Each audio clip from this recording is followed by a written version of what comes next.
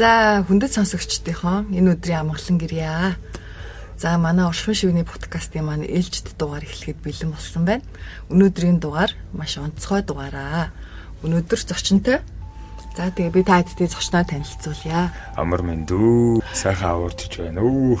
За өнөөдрийн маань дугаарын зочин болвол бөөхөн хүрэлцэн ирсэн байна. Хүрэлцэн ирсэн ч гэж ер нь бол би та хэдтэй гоё сонирхолтой дугаар хүргэх гээд байдаг газар нь буюу Эрдэнэ хотод ирсэн байгаамаа.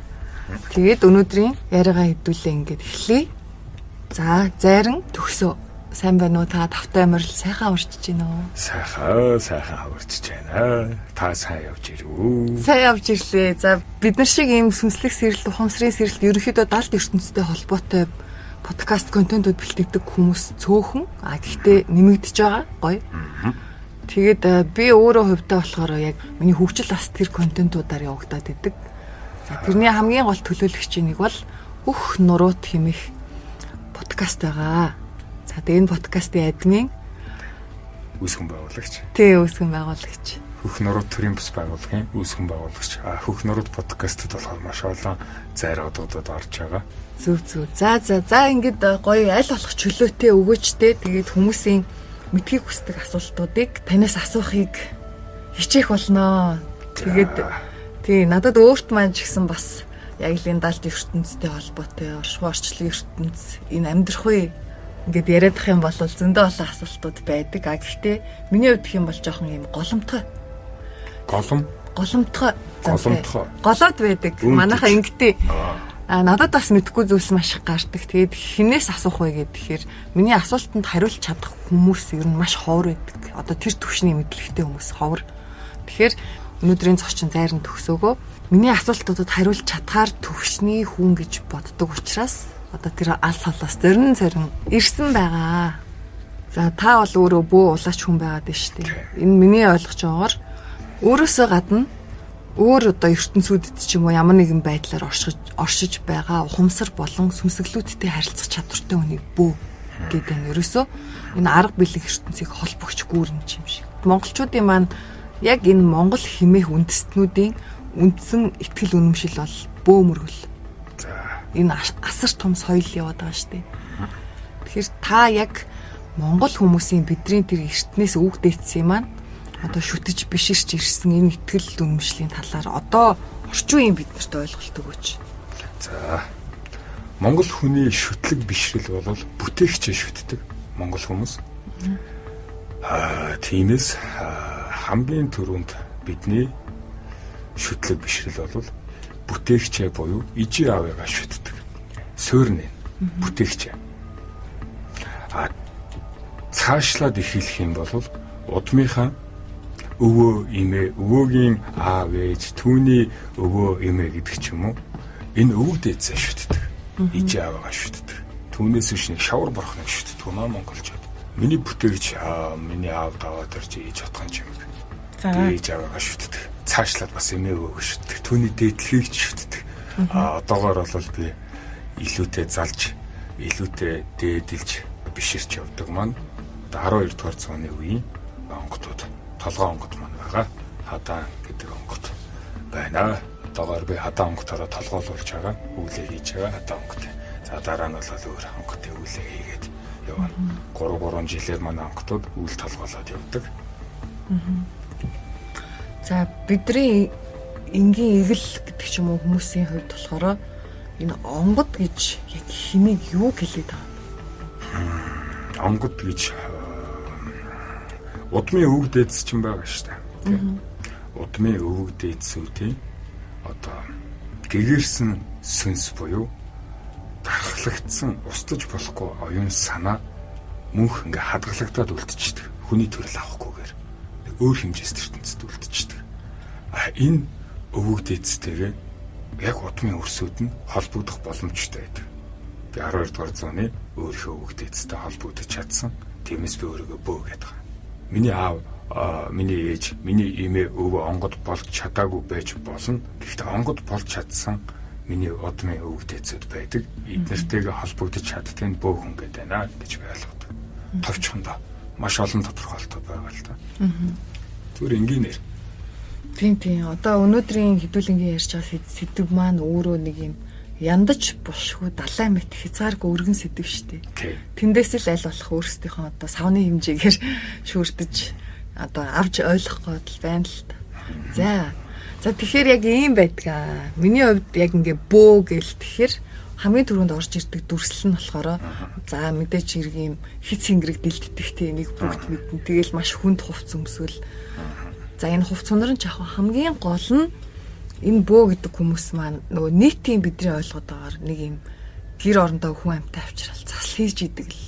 Тэгээд тэр хийсэн заслаараа одоо яадаг чинь хүнд буйна гэдэг ч юм уу тусаалаад ч байгаа юм уу эсвэл өөрийнх нь бизнес ч болоод байгаа юм уу. Тэгэл нөгөө монголчууд чинь бид нар хар сүнс тэрэн ингээд өөрийнхөө биед оруулдаг болсон гэл яриад идэв штэ. Тэгин гот бидний хувьд онгод буюу тэр гэгэрсэн сүнснүүд яг ямар учиртай яах гэж хэрвээ тэд нар өөр ертөнцид байгаа юм бол бидний амьдралд одоо оролцоод байгаа юм бол яагаад энэ ертөнцид ирээд байгаа юм бол за хүн төрлөختөн байна. 8 тэрбум хүн байна. За 200 орчим улс байна. Энэ улс үндэстний олон төрөл зүйлийн 12 багц төрөл зүйлийн хүн байдаг гэж үздэг.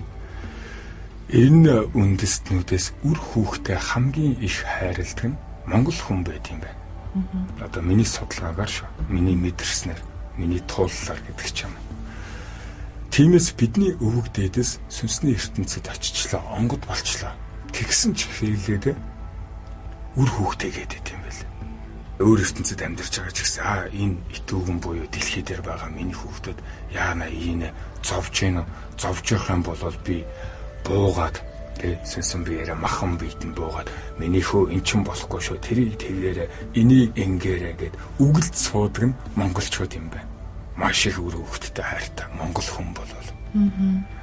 Бөө мөрөглөөр нь баг үндсэн философи нь энэ юм. За шашин гэж үзэх юм бол удмын шашин гэж үзээд байгаа. Удам ургаа хамгаалдаг шашин. Тийм учраас удам урагтаа буулаа удмынхнаа засаа суугаад байгаа шүү дээ. За бүр дээшээ онгодын түвшнээс бага онгод, дунд онгод, дээд онгод, дээдийн дээд онгод, тэгээ бага тэнгэр, дунд тэнгэр, дээд тэнгэр гэдээ явж байна. За энэ онгодууд ямар зэрэг дэвтэй байх нь хамаагүй буугаад эхлээд удмынхнаа засдаг. Түүний дараагаар орш хог засдаг. Хүн төрлөختө хамгийн анх галыг олжээ. Оюун санааг олжээ. Гал олсон цагаас хүн сүнстэй харьцаж эхэлсэн байна. Ингэж сүнстэй харилцаж эхэлснээр бөө буюу тэр бөөн эрчмийг удирдах сурчээ. Бөө хүн гэж хинбэ гэж асуувал би танд эрчим энергийг удирддаг хүнийг хэлнэ гэж хэл. Энерги оршихуй ертөнц тэр чигтээ энерги гэж ярьдаг тийм. Тэнгэр эцэг гэх юм бол энерги гэж болно. Тэнгэр эцэг хаана байд юм бэ? Тэнгэрт байд юм уу гэж тэгдэг. Гэхдээ чиний биед ч байдаг гэл ингээл хүмүүс ярьдаг шүү дээ маш олон бүүнэр. Хаа сайгүй байдаг гэдэг шиг. Энэ эрчим энергийг удирдах яваа тийм хүн байна. Ирч хэм. Тэгвэл бид нар энерги эрчим гэдэг байгаа чинь ирч хэм гэдэг үгийн нийлэмж байна шүү дээ мөн үү? Тийм. За монголчуудаа ерөөсөл хөх толботнууд, хөх эстэнгүүд, хөх нуруутууд, хөх сүнстэнгүүд гэдэл яриад байна шүү дээ. Тэгвэл яг одоо монголчуудын бидний ялангуяа ээж аав нарын маань насныхны дийлэнх нь буддын шашин гэдэг шашны итгэл үнэмшлийг үнэн зөв гэж итгээд дагаад байна шүү дээ. Тийм. Тэгвэл бид нар яагаад хэрвээ яг энэ бөө мөргөл бидний үндэстний маань итгэл үнэмшил юм бол яагаад ингэж холтчихвоо, алсарчих вэ? Зарим хүмүүс бөө гэдэг үгийг сонсоод бараг шууд айдаг. Өчиг бөө юм уу тэгвэл надаас холоогоор гэх мэтэр тий. Тэгвэл бид нар яг энэ өөрөөсөө жинхэнэ хэм бэ? Монголчууд бидний өөрсдийн итгэл үнэмшлээсээ холдох шалтгаан яагаад ийм зүйл болчихоо гэдгийг та тайлбарлаж өгвөл болох уу? Нийгэм цаг төр улс төрийн байдлаас маш их хамааралтай л да. Төрийн хэмжээнд шарын шашинг оруулж ирснээс улбаатай юм болов. Бөөмөргөл устгах шалтгаан нь тэ улс төрөөс маш их болсон. Бөө хүн гэдэг тэмнэгцэн цагаахан хүн биш. Алхаа алж авархаа авардаг төрлийн хүн. Гэхдээ төрийг удирдахад энэ бөөмөргөл болохгүй байгаад байсан. Шашин хэрэгтэй байгаад байсан. Тэгээд шарын шашин шүтдэг хүмүүсийг шарын шашинг оруулж ирсэн дээр хаадуудыг буруутаад авахс аргагүй. Ийм Монгол үг байдаг да. Бөөгийн бөөлөө өөр, бүжин тулайн дэгдээ өөр гэдэг. За тийм. Тэгэхээр яг саяын таны ярьсныг сонссон чинь бөө болгоно нөгөө өөрсдийнхоороо буюу эрх чөлөөтэй явах гэдэг шүү дээ. Өөрсдийнхөө замаар. Хэрвээ хүн болгон яг би өөрсдөө байна гэдэг ингээд тал тишээ явчих юм бол нэгдэл гэдэг зүйл байхгүй болчих юм байна. Тийм. Тэр шашин бол ерөөсөө л хин нэгний оюун ухамсар, оюун санааны өндөр түвшинд хүрсэн буюу одоо гэгэрэл төрсэн гэдэг ч юм уу. Тэр хин нэгэн хүний явсан замналыг нийтээрээ зөв гэж дагаад итгээд мухраарч гэнэ үү, сохроорч гэнэ үү, ухамсартай гарч гэнэ үү, шүтэж мөргөөд байгаа ийм үйл явц процесс, ийм төлөв байдлыг бид нэр шашин гэдэг байгаа шүү дээ. Тэгэхээр би яг сая таны ярианаас ойлгохдоо энэ арт түмэн бол бутарч болохгүй тийм үү? Улс. Тэгэхээр улсыг нэгтгэхийн тулд шашин гэдэг зүйл орж иржээ. Тийм. Одоо бид нар ингээд шинжлэх ухаан гэдэг зүйлийг шүтээд байгаа шүү дээ. Шинжлэх ухаан бол бүх зүйл юм аа. Энэ шашин машин бол худлаа гэдэг чинь шүү дээ. Шарын шашин, буддын шашин анх орж ирэхдээ яг шинжлэх ухаан шиг л орж ирж исэн байлээ. Энэ л үнэн. Бөөнөр бол худлаа. Одоо хоцрогдсон бүдүүлэг шарын шашин гэдэг ийм шинжлэх ухаан байна гэж анх орж ирж исэн байлээ. Тэг магадгүй одоо бас буцаад нэг 100 жилийн дараа бөөмөргөл үнэн байсан юм байна. Энэ шинжлэх ухаан чинь бас асуудал бай шүү. Шинжлэх ухаанд хүртэл мухар сүсэг байдаг. Тэ гэдэг чиглэл рүү бас орчих юм билүү? Ер нь орно. Эйнштейн бол бурхан байдгаа гэдэгт ямар ч эргэлзээгүй итгэдэг. Тэр аваа шинжлэх ухаанчдын нэг байсан. Тэгэл Никола Тесла гой гэхэд жишээ нь бүх зүйл бол давтамж буюу энерги юм байна. Тэгээд нэг юм авгаа том оюун санаа одоо ертөнцийг ингэж удирдах зохицуулж байдаг юм байна гэдэг чинь. Тэгэнгუთ за ийм зүйл рүү одоо хэдүүлээ ярианыхаа сэдвийг шүү дээ. Энерги буюу таны хэлсэн ирч химээ гэдэг яриа л оруулъя. За бид нар бүгд энерги гэдэг байгаа шүү дээ. Нөгөө хойд төрөл, урд төрөл гэдэг ч юм уу. За энэ сүнс гэх мэт ойлголтуудад итгэдэггүй хүмүүс маань хөвчлэн шинжлэх ухаанчд гэж өөрсдөө тодорхойлоод идэг. А тэгвэл ярьж байгаа зүйлс нь өөрсдийнх нь итгэдэг шинжлэх ухааны асар том тэр ололтуудаа үгүйсгээд байгаа юм шиг. Жишээлбэл бүх зүйл энерги гэдэг шүү дээ. А тэгээ энерги устдахгүй, үүсэхгүй дандаа энэ хуурчидэг гэд шилждэг. Тэгээ шилждэг. Тэгвэл бид нар одоо энд яриад сууж байгаа бие бүжин гэдэг хүн ч юм уу. За та энерги тэгвэл өгснээ дараа хэрвээ сүнс гэж байхгүй юм бол энэ нөө физикийн хуулиар зөрчиж штэ.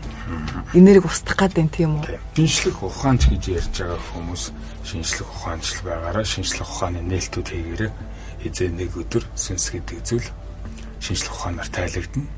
Одоогийн энэ цагийн хүн төрөлхтний шинжлэх ухааны хөгжил өөрөө тэр сүнс гэдэг зүйлийг одоо илрүүлэх нотлох төвшөндөө арай хүрээгүй жоохон бүдүүн баараг байна л. Яг олон сүнс гэдэг зүйл байдаг гэдгийг нотолцсон эрдэмтэд байд юм билээ. Бүх нийтээрээ хүлээн зөвшөөрөөгүй байгаа болохоос биш. Хувь хувьдаа болвол сүнс ингэж байд юм байна гэж нотолж байгаа юм билээ л дээ. Бүгд нийтээрээ л хүлээн зөвшөөрөхгүй байгаа болохоос биш.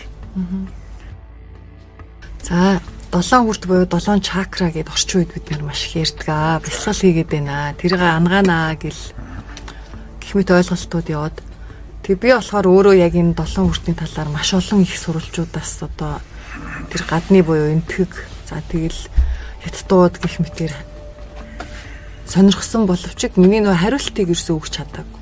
А би Монгол домжийн судраг гэд ном дээрээс яг монголчуудын маань гүн ухаанаар 7 хүртийг яаж тайлбарлсан байдаг гэдгийг хараад ингээд шоконд орсон. Үнэхээр биширсэн байхгүй юу?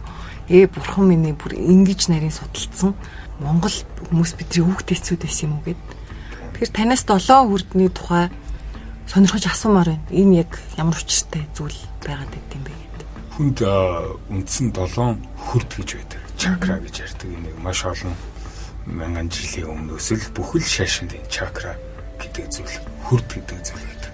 Монгол ангаах ухааны голчлон барьдаг зүйл 7 хүрд байдаг. Энэ 7 хүрдэн дээр 7 булчирхаа байрладаг. Үндсэн 7 булчирхаа буюу чи бити илдв 7 булчирхаагаа тоочоод гал ярьдэн шүү дээ. Тэнгүүд энд оройн хүрд гэл. Одоо Google дээр ингээд хайштай. Тийм. 7 хүрд чакра гэж хайх юм бол хэдэн сая илэрч гарч ирнэ.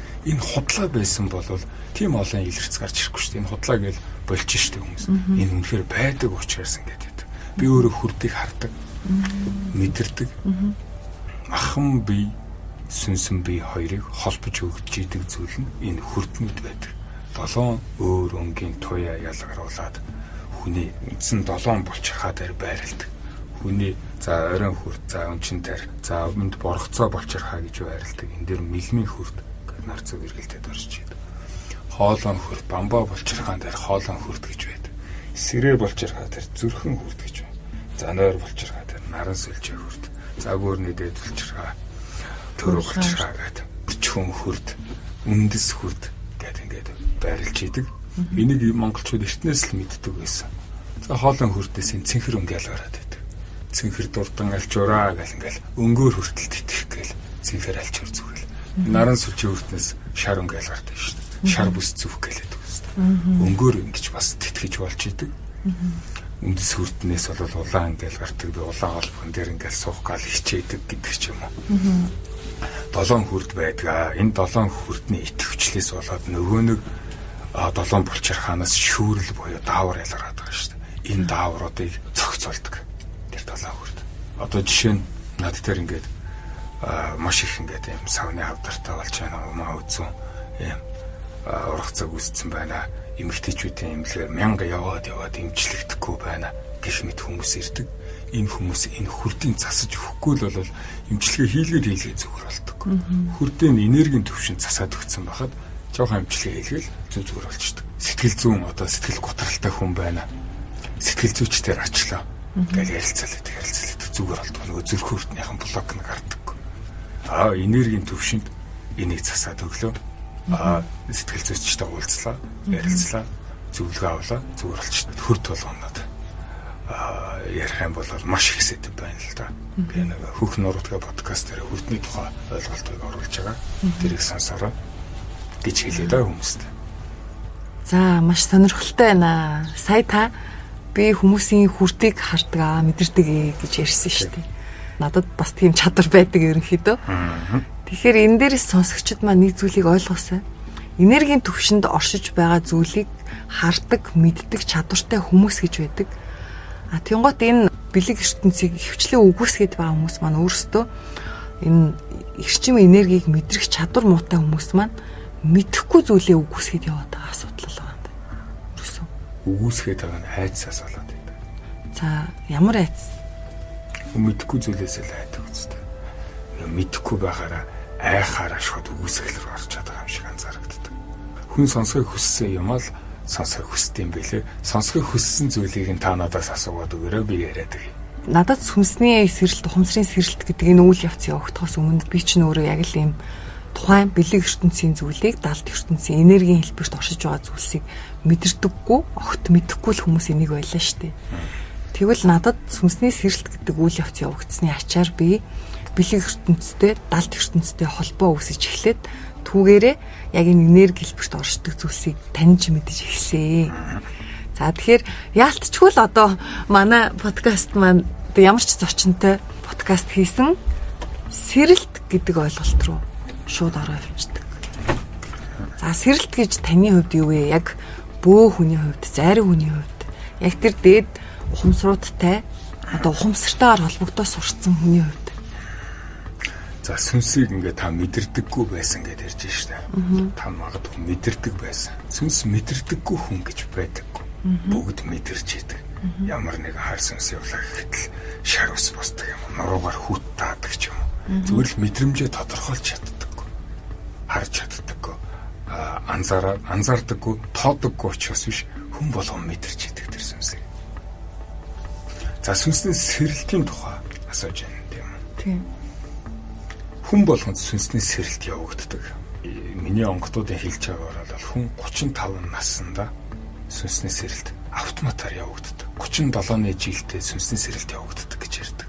Яагаад тэгэхээр хүн 37 нас хүрээд түүнээс цаашаа өөхөхтэй бэлдэж эхэлдэг гэж ярьдаг. Хүн өөхөхтэй бэлдэж байгаа үед сүнсний сэрэлт явагддаг. Би ч ийм сүнс юм биш үү? Ийм төгсөө гэдэг махан би хувцс нөмөрцөн сүнс юм байна. За би одоо өгөхээр яах вэ гэдэг ч юм уу. Автоматар энэ болдог зүйл. Энийг харин наашлуулад одоо ингээд маш их сүнсний сэрэлтгээр ингээд юм подкастад хүмүүс яриад байна шүү дээ. Бясалгал. Тэгээд энэ болно зөв. Тэгээ 37 наснд хүн сүнсний сэрэлт явагддаг шүү. Энийг монголчууд 37-ны жил гэж ярьдаг. 37-ны жилдээ сүнсний сэрэлт явагдаагүй бол насны дотгор гэдэг зүйл болдог. Насны дотгор гэж сонсч байсан надад. Энийг дэлгэрүүлье. Энэ өстой гоё юм гараад ирлээ шүү манайхаа. Насны дотгор гэдэг нь болохоор өөрөө хүн нас болгонд одоо сурцсан мэдсэн байх хэвээр зүйл байд юм байна. 7 настай хүн ийм чадамжтай байх хэвээр ийм зүйл юм байна. 13 настай ийм зүйл. 25-ны жил дээр ийм 37-ны жил дээр энийг би мэддэг байх хэвээр. Тэр насандаа тухайн мэдэх ёстой мэдлэг чадамжийг эзэмшээгүй болвол насны дотгор гэдэг зүйл нь болоод байгаа. Тэгэхээр энэ цаг үед нөгөө бид нар ч маш их ахуйтайгаа зурлаж байна. Одоо нүүдлийн соёлоос суурин соёл руу шилжиж штэ. Энэ шилжилтээс болоод сүнсээ мартцсан монголчууд. Хин гэдгээ мартчихсан гэж орж ирж байна. Махаас бүтэж байна. Махан бие, сэтгэл бие, сүнсэн бие гэдэг ингээ гурван зүйлээс бүрдэж штэ. За сэтгэлийн нь бол байдаг юм мэдээд байгаа. Махан бие угаасаа ойлгомжтой. Сүнсэн бие мартчихад байгаа манайх. Энийг мартчихад байгаа ч бас маш олон бөөнөр төрж байна. Маш олон одоо бөөгийг нь тархитан буюу заавал хиц хэнгэрэг дийлдэж хоёр хувц өмсгүйгээр сүнстэй харилцах чадамжтай хүмүүс нэмэгдэж байна. За сургалт явуулдаг. Одоо энэ подкастыг хийж байгаа би. За. Тэгээ бид хоёрын сургалт бол ерөөсөө л энэ яагаад сэрэлт явагдаад байгаа вэ гэдгийг маш удаан хугацаанд ажилласны үндсэн дээр хийж байгаа. За. Тэгээд ихэнх нь хүмүүсийн сүнсний сэрэлт, ухамсарын сэрэлт явагдахад мэдэрдэг анхны мэдрэмжүүд нь амьдралаас уйсах буюу амьдралаас утга учир мэдрэхээ болждаг. Тэгээ юм нэгэн хэвийн амьдралаар амьдраад за би энэ ажлыг хийж байгаа л өгчих юм уу? Би ингээл хүнтэй суугаад хүүхдтэй болоод ингэж амьдарч байгаа л өгчих юм үгүй гэдэг нэг дотроос нэг юм хатгаад байдаг. Тэгмээд тэрнийх нь одоо учир шалтгаанаа олоход нь туслах зорилгоор сургалт хийдэм л та. За тэгээ сургалтанд маань орж ирж байгаа хүмүүсээс хамгийн их нийтлэг шинж тэмдгүүд нь юу вэ гэвэл ерөөсөө би энэ дэлхий дээр хийх гэж ирсэн даалгавраа мэдмээр байна, ажиллаа олмоор байна. Буюу миний сүнсний даалгавар юу юм бэ? Энийг олоход надад туслаач гэдэг. За Монгол ухаанд өвгдээдс маань энийг голын хатгаас гэж нэрлэдэг. Цээжний голд нэг юм байгаад байдаг. Чи ингэх гэж төрсөн шүү дээ төгсөө. Чи юугаа яваад байгаа юм бэ? Голын хатгаасаа санаач.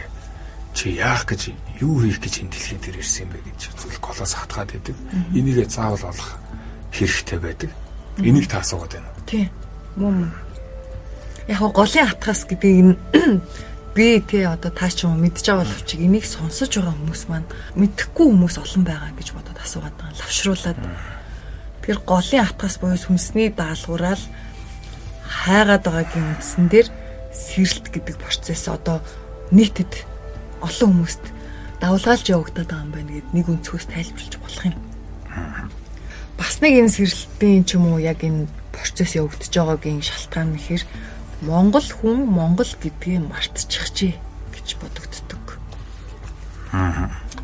Ерөөсөө л бөө хүн гэдгийг та түрүүн хэлж штеп. За бөө хүн болвол оюун санааны манлайлагч нар байдаг юм аа гэдэг. Тэгвэл бид нар яг энэ оюун санааны манлайлагч нараа дамжуулаад уул нь гэгэрээд хөгжөөд ухамсараад хэлэх ёстой байтал энэ дээр ягаад нэг юм алтаатай зүйл гараад байна. За.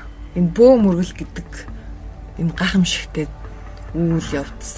Тэгээ юу гэмэрч юм бэ? Буртаглагдсан юм шиг. Тийм ээ. Мөн чанараа алдсан юм шиг. Мөн чанараа алдна гэхээс илүү жаахан хазаачихсан юм шиг. За тэгээд энэ сургалтанд орж ирж байгаа хүмүүс маань бас олон хүмүүс би ингээд хүнд үзүүлсэн юм аа. Тэгсэн чинь намайг бөө болно гинэ, сахиустай байна гинэ, өгтэй тамхтай байна гинэ. Би одоо яах вэ? Хиц ингэрэг ч юм уу хүнд хувц сунар өмсөд би хөдөө хата хисээд явмааргүй байна гэд нөө зүхтаад айц их байна нийтийн үед. Бөө хүмүүс хэр заавал хувц сунар өмсвөл үгүй. За бөө мөргөл гэж зүйлээ байна тий. Бөө мөргөл гэж явдсан шүү дээ тий. Тамхтан гэж та ярьж байна. Хөх толботой хөх Монгол хүн болгон тамхтай. Монгол онгодгүй хүн гэж байдаг. Өнчин байсан ч онгодтой байдаг. Тиймээс таныг та тамхтай юм байна. Та бөө юм байна гэхэд санаа зовох хэрэггүй. Угаасаа л тийм шүү дээ. Гэхдээ яагаад заавал хоёрыг өмсөөд одоо хийцэх ингэрийг дэлдээд явах ёстой гэж. За би эмч хүн. Би хүнээ эмчлээд явж байхдаа миний онгод домч буюу эмч хүн бай гэж бодъё. За. Тэгэд би онготойгоо хөг тэр мэдрэмжийг дагаад би өөрөө эмч болсон. Миний голын хатгаас тийм. Би хүнээ эмчлээд явж байхдаа би бөөлөөгөө хийж байгаа. Мөргөл гэдэг тэгэнгүүт яг тэр онгод тэнгэрүүдтэй мөргөө цэцэглээд те зан үлээ дүүргэж явж байгаа нэг бөө мөргөлтөн хүн гинэ. Хүнээ эмчлээд хийх ёстой зүйлээ хийгээд голын хатгаасаар явж байгаа хүнийг бөө хүн гинэ. Бөөн эрчмийг тэр онгодоос аваад үлдээд яваад байгаа учраас. За хин нэгэн таныг бөө болно гэд хэлсэн байж бол. Тэр зүгээр сайхан хүлээгээд авчих. Тэгээ юу гэж бодох вэ гэхээр би бөө болчоод юу хийх вэ? Юу хийж чадах вэ? Энэ асуултанд хариулчих. Асуултанд хариулж чадахгүй бити бөө болоор. Хүч хагасгын л нэр бөө болно гэдэг. Бөөн эрчим цуглуулгын л нэр. Бид нар одоо ингээл өвөл хавар намар ингээл бөөлөөл хүнээ засаал одоо үүлээ хийгээл явж байна. Зундаа бол уул хангаа гэл ингээл эрчмээ цуглуулаад явдаг.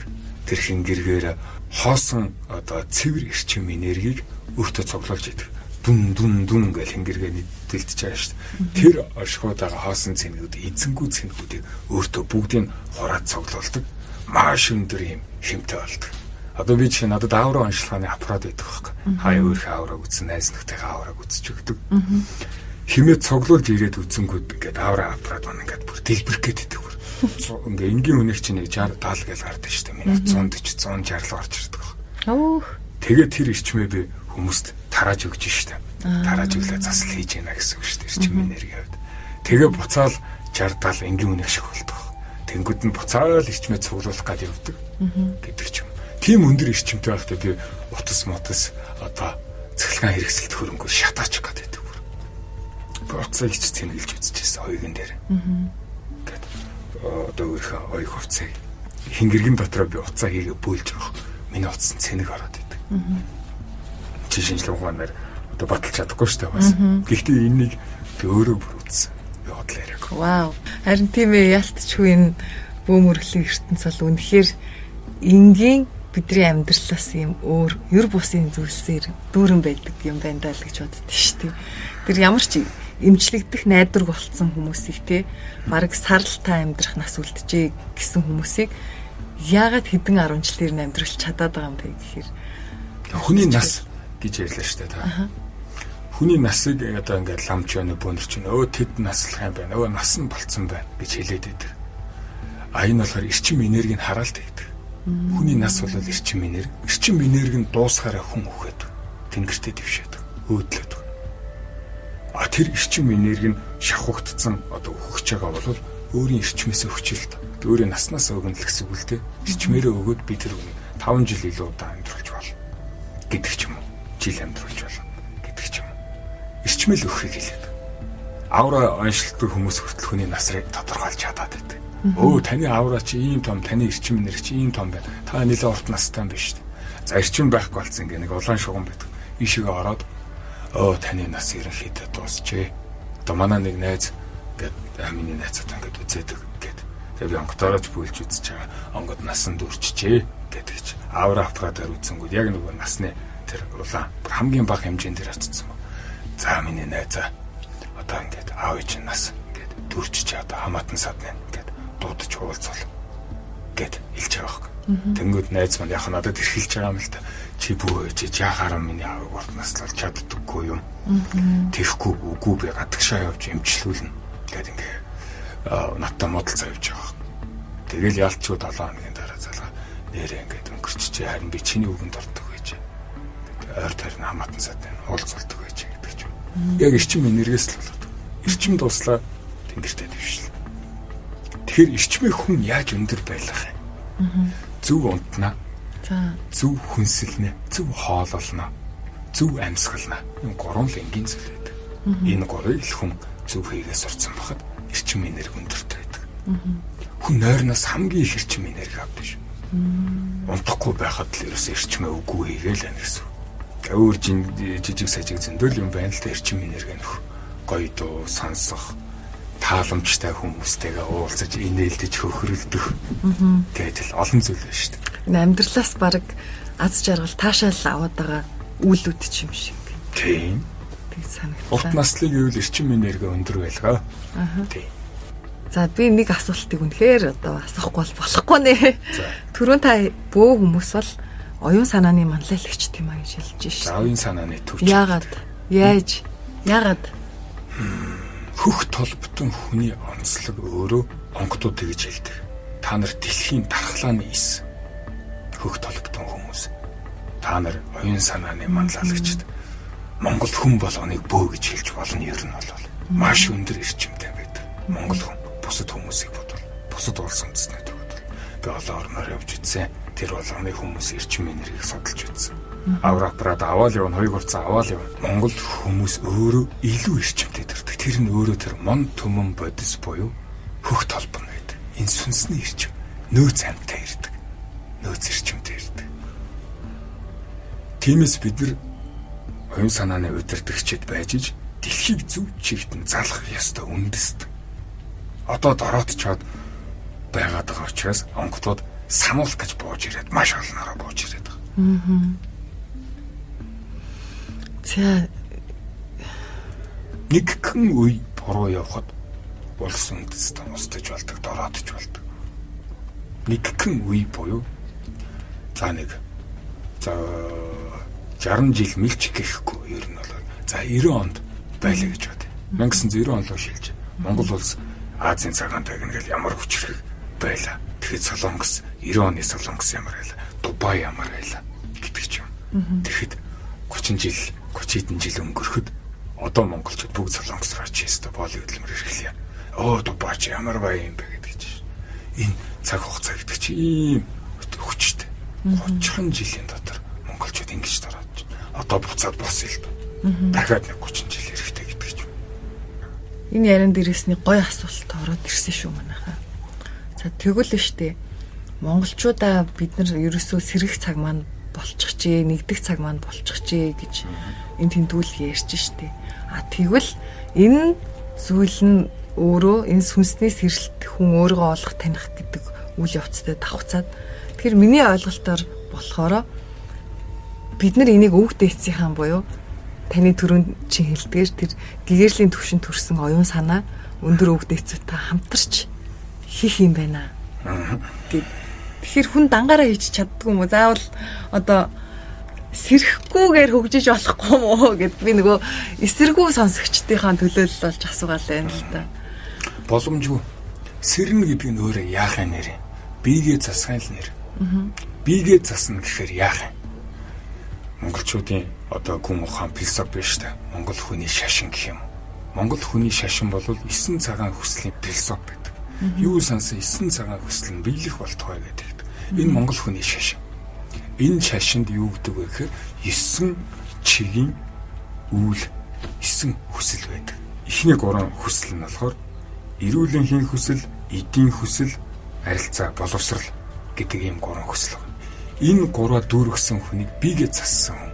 Тэгээ дараагийн 3-аа дүүргэсэн хүнийг те одоо андын хүсэл, ханийн хүсэл, үрийн хүсэл гэдэг. Энийг гэрээ зассан хүн. За үлдсэн 3 хүсэл байгаа. Энийг за мөнхийн хүсэл, эзэн эрхийн хүсэл, инх хамгаалангийн хүсэл гэдэг. Энэ болохоор төрөө зассан хүн гэдэг. За ингээд ойлгонгууд энэ зөвхөн Чингис хаан хэлсэн биш. Түүнээс өмнө бүр хүн гүрний үед энэ 9 хүслийн бэлсэг байсан юм байл. Бүр маш олон жил. Би одоо Чингис хааныг төрөхөөс өмнөх үеийн онгодуудтай харилцдаг. Биегээ засаа, гэрээ засаа, төрөө засаа гэдэг. Биегээ засна гэдэг нь өөрөө сэрсэн хүнийг хэлээд байгаа. Сэрсэн хүнийг гэж ямар хүнийг хэлэх вэ гингүүд хамгийн ихэнд эрүүл мэндийн хүсэл гэж байна шүү дээ. Эрүүл мэнд. Эрүүл хүн байх хэрэгтэй. Бие эрүүл байж оюун санаа эрүүл байна гэдэг ч юм. За дараа нь идтэй байх хэрэгтэй, чинээтэй байх хэрэгтэй. Хүн мөнгөтэй байх хэрэгтэй. Хүн баян байх хэрэгтэй. Биеийн үзэлтэй. эдийн хүслээ заавал дүүргэсэн байх ёстой. За идтэй байж иж боловсрон. Одоо их сургууль сурья гэхэд төртөл мөнгө хэрэгтэй шүү дээ. Юм сурья гэлэнгүүл за би гадагш авч сурмаар байна бас мөнгө хэрэгтэй. Эдийн хүслээ дүүргээгүй байж иж тэр боловсролын хүсэл ханахгүй. За эрүүл байх нь идтэй байх нь боловсралтай байх нь энэ бигээ зассан хүн буюу сэрэнг хүн гэж үзнэ.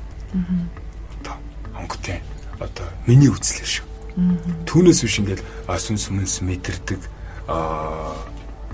сүнс мөнс хардаг сонсдог энэ хүнийг сэрэнг хүн гэхгүй бигээ зассан хүнийг сэрэнг хүн.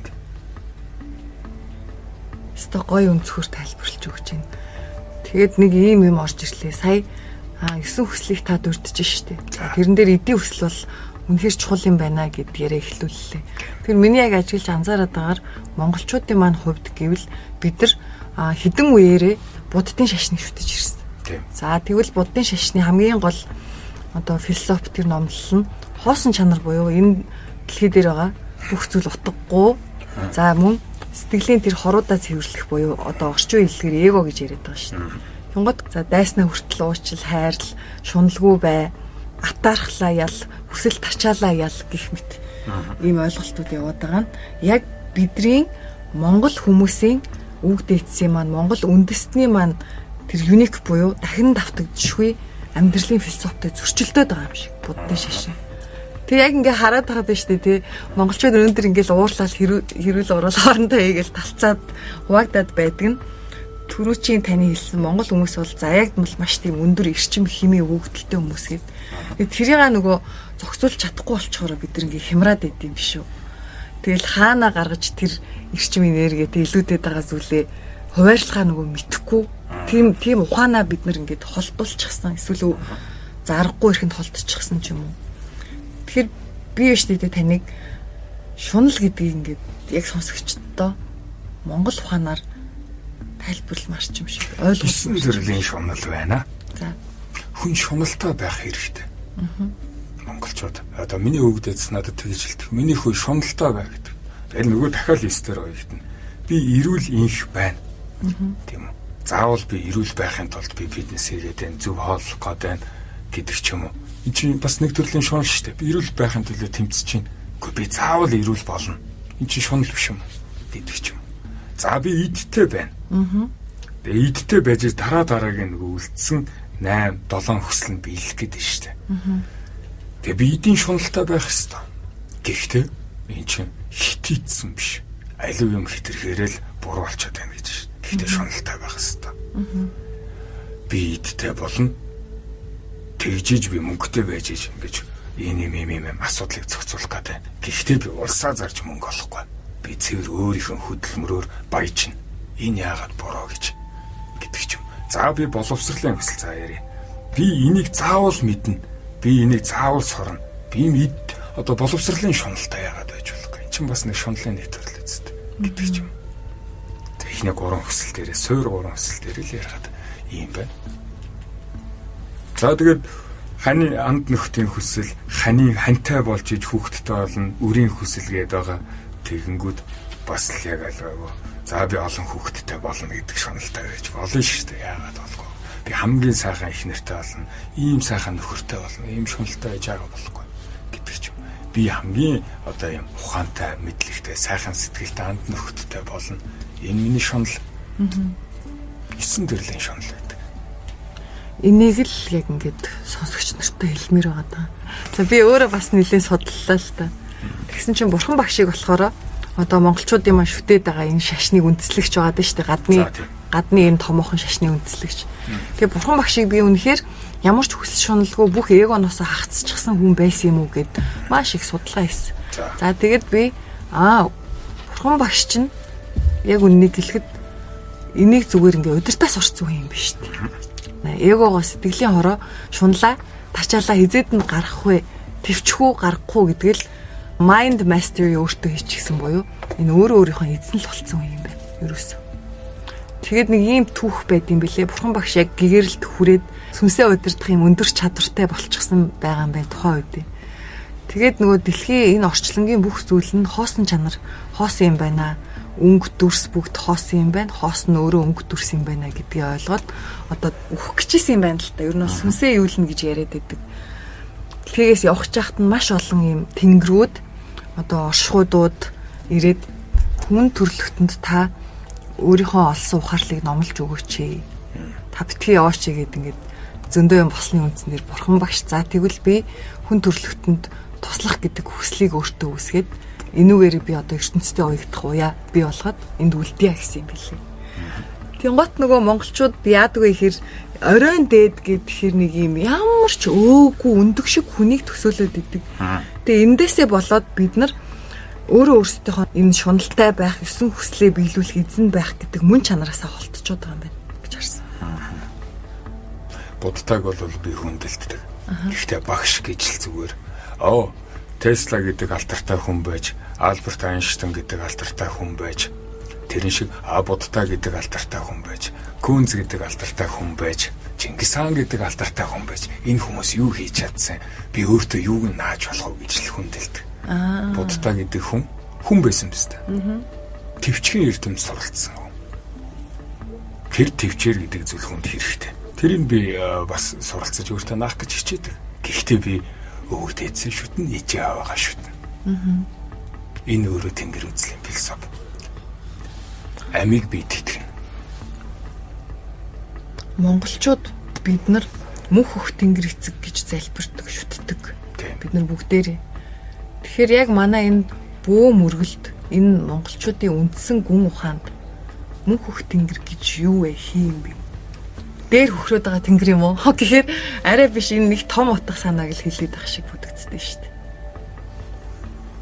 Таны хөх тэнгэр гэж би одоо цаг хугацаа юм болов уу гэж зүгээр одоогийн өнцгөр бодож байна. Маш олон өнцгөр би бас тайлбарлаж болно л да. Тэнгэр эцгийн тухай ярья гэх юм бол хоёулаа 3 өдөр 3 сарч ярьж болно. Зүгээр миний ойлголтоор одоогоор бүхнийг үүтгэгч, үүсгэгч юм байна гэж би ойлгодог. Цаг хугацааг хамгийн анхны оюун санаа. Одоо тэр Big Bang гэдэг их тесрэлтээс үүссэн гэдэг чинь шүү дээ орчлон ертөнц. Хамгийн анхны үүссэн оюун санаа юм байна гэж үздэг. Ойлгодог би. Их тесрэлтээс өмнө үүссэн үү эсвэл их тесрэлтээ зэрэг үүссэн тэр авгаа их оюун санааг хэлж гинүү та? Нэг А цэгээс Б цэг рүү явлаа. Нэг давтамжийг үүсгээлээ. Тэгснэ дахиад нэг өөр газар руу шилжээд ингээд оюун санаа үүсээд эндээс нь цаг хугацаа үүсээд тэр их тесрэлт явагдсан юм байна. Хамгийн анхны үүссэн оюун санаа юм байна л гэж би ойлгодог шүү дээ. Тэнгэр эцэг гингүүд. Тэнгүүд бидний хамгийн их анх үүсгэсэн зүйл одоо ихтэй тэнгэр эцгээс ч хүчтэй зүйл би болцсон гэж онгодод яриад байдаг.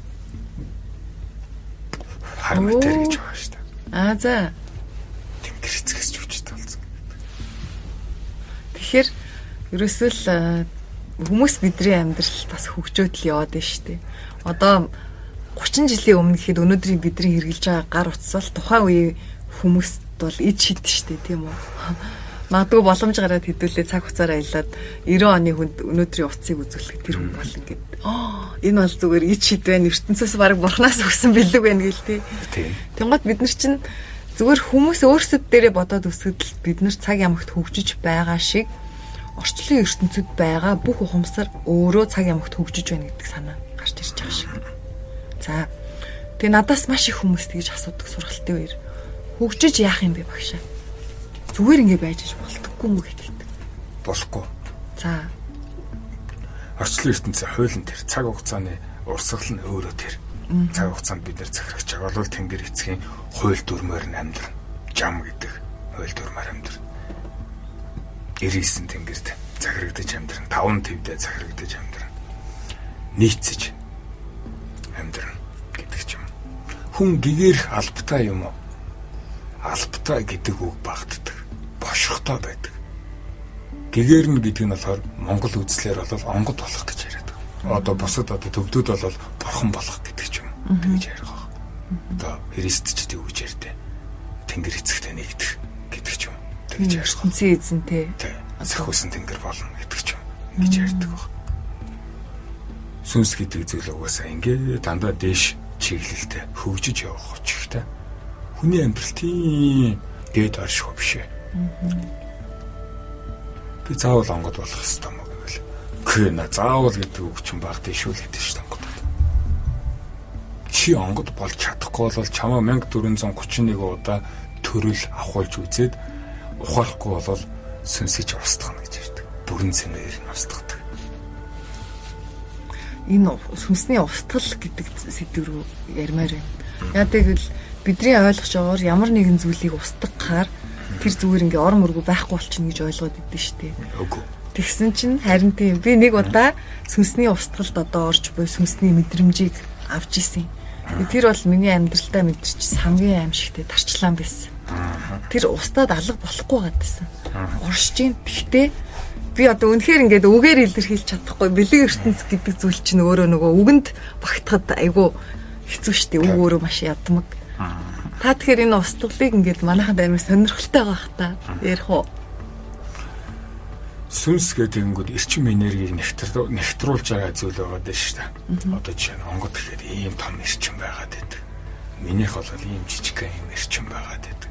Би ингэж эрчим энерги томруулаад онгод болох хэвээр байна. Би тэгж чадахгүй бол миний энэ жоохон эрчмийг бүрэн цэнгээр нь задлаад бүр жижиг хилтэрхий болгоод тараачдаг. Энэ өөрөө сүнс устгал гэж нэрлэгдээд байна. Нэг эст болдог, өвс болдог, шавж болдог, нэг хилтэрхий ингээд битүү ингээд тарчдаг. Наран дээр авчиж бүрэн цэнгээр нь устгадаг юм. Манай хитүүгнийхийг бол өөр өчнөө нарны аймагуд байгаа шүү дээ. Тийм. Маш олон оршихуй амьдрал байдаг, гаригуд байдаг. Наран дээр очиж бүрэн цэнгээр нь задлж ин хэр тэнд ямар нэгэн процесс буюу үйл явц болоод байна шүү дээ. Тэгэхээр тэр үйл явц процессыг хийж буй хэн нэгэн эзэн байна тийм үү? Тэгэхээр наран дээр амьдрал байна тийм үү? Бага. За, наран дээр хэн амьдард юм бэ? Нарны онгодод, нарны ам, наран тэнгэр гэж бөөмөргөлдөг хэлж байна. Би нарны нэг онгод залдаг. Сүнс гэдэг зүйл чи өөрөө эрчмээр хоололдог. Нар гэдэг чи өөрөө шатж байгаа од тэндээс маш их эрчим ялгарч байгаа. Тэр эрчмээр хооллоод байгаа тийм сүнснүүд байна. Бид нар ингээл зол мол барай лаасаагаал. Одоо эн чинь жижигхэн нэг нар байгаа даа шүү дээ. Энэ дээр онгодод ингээд суудсан шүү дээ. Энэ эрчмээр ингээд тэтгэгдээд байдаг. За орчин үед бол манай монголчууд үг дэцүүдтэй холбогдох хүсэл сонирхол маш ихтэй болчихжээ. За. Тэгээд үүнийг дагаад бас үг дэцүүдтэй нь холбож өгнө гэсэн сургалтууд, бүлгэмүүд, нэгдлүүд ийм бясалгалын одоо курс дамжаа гэдэг ч юм уу. За маш олон зүйл нийгэмд байгаад байгаа юм байна л да. Ийм далд хэлбэрээр зарим нь ил оршиж байна гэдэг ч юм уу. Тэгэхээр хэрвээ хэн нэгэн хүн яг үг дэцүүдтэйгээ оюун санаагаараа холбогдоод чадвал заавал ийм нөгөө хэцэнгэрэг хуйгдуулах, дэлдэх албатай юу? Албагүй. За. Чи заавал бөө болж, хоёиглаж, хэцэнгэрэг дэлдэж өөрийн онгод тэнгэртэйгээ холбогдохгүйгээр өөрөөрөө ч холбогдож болдог. Энэ боломжтой зүйл. Угаасаа цаашдаач ийм зүйл рүү шилжиж байгаа. Хүн төрлөختөө. Оюун санааны хувьд. Угаасаа монголчуудын баг. За хуваар тодорхойлоод яг дийлэх монголчууд одоо сэрнэлгээд байгаа. Үг дэцтэйг холбогдохыг хэлээд байгаа шүү дээ. Сэрхүү гэдэг зүйл чинь тийм. Эндээс бүр гүнзгий рүү ормоор байх юм бол хоёул нь дараагийн левел. Эхний левел нь угаасаа сэрх. Нэгдүгээр левел нь үг дэцтэйг харилцаж. Одоо та бид хоёр хоёул ингээ юм яриа сууж байгаа шүү дээ. Энэ шиг хөх толботой монгол хүн болгон өөрийн онгодтойгоо ингэж ярилцах боломжтой. Бүр илүү шонж байна. Би дараагийн левел рүү ормоор байна гэх юм бол хоёглаараа гэж зөвлөе. Гэхдээ тэр чинь бас юм байд юм шүү. Одоо хоёглаж болох хүн гэж төрд юм шүү анханасаа. Төрдөг. Гэхдээ хөх толботой хүн болгон улаач болж хоёглаж хэц хэнгэрэг дэлдэж болно. Монгол хүн болгон улаач болж болно. Харин зайран удхан гэдэг зүйл нь тэр тамхтай тамгагүй гэдгээрээ төрдөг. Хүн болгон бөө болох боломжтой. Монгол хүн болгон шүү. Яг би монгол хүн гэдэг би нэг гадаад шавмаа хүртэл надад байдаг. Тийм учраас би тэр судалгаан дээр л ярьж байгаа шүү. Зүг. Тэгээд яг энэний саяын ярианы эсрэгцүүлээд нэг юм асуулт бас гарч ирж болохоор байна.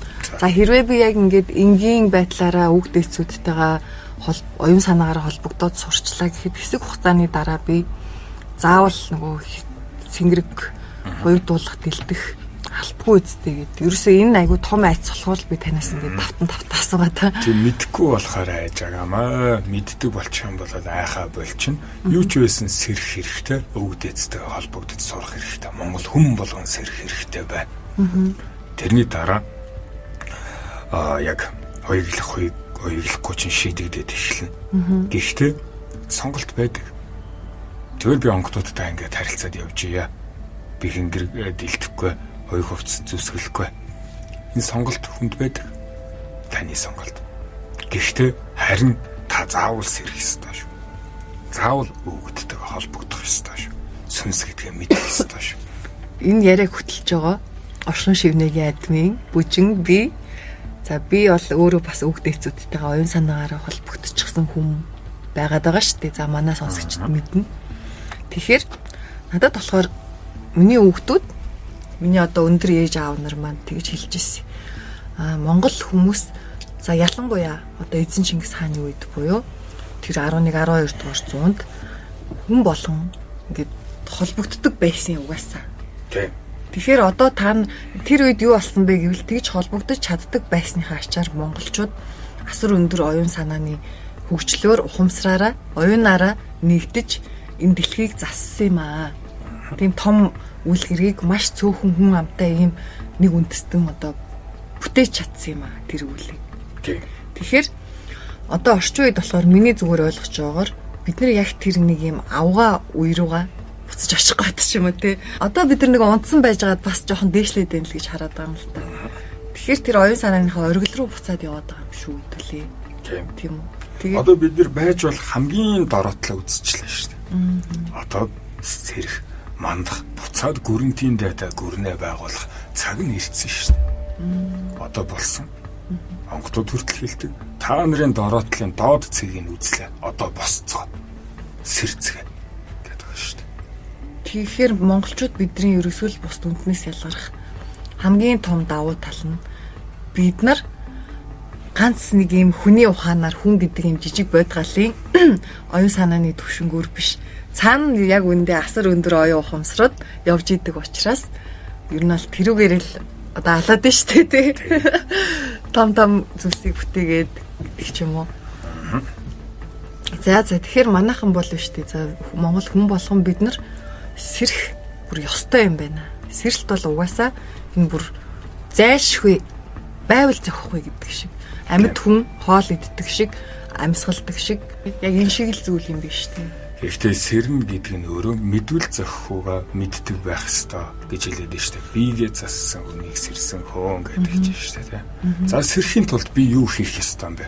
Би эрүүл мэндэ өөрийгөө эхлээд таних юм байна. За энд илэг байд юм байна, энд доошог байд юм байна, энд одоо байд юм байна гэдэг ч юм уу өөрийн бүх эдээсээр тэгээ эмчиг наривчлалтаа биш юм а гэхэд ерөнхийдөө мэддэг байх хэрэгтэй.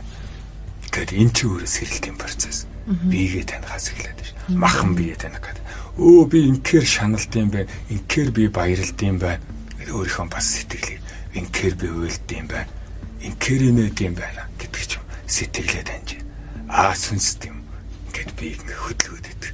Таны сүнс хүсэх юм бол таныг гүйлгэж чадна. Таны ухамсарын тустай байхад би илгээ хөөм энийг сүнсээр хийдэг.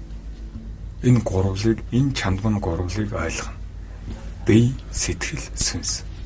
Энийг ойлгох юм бол сэрэнгүй. Сэрэх их амархан. Сэрчээд юу хийх вэ гэдэг чинь хамгийн хэцүү. Үйлдэл чинь хамгийн хэцүү байдаг.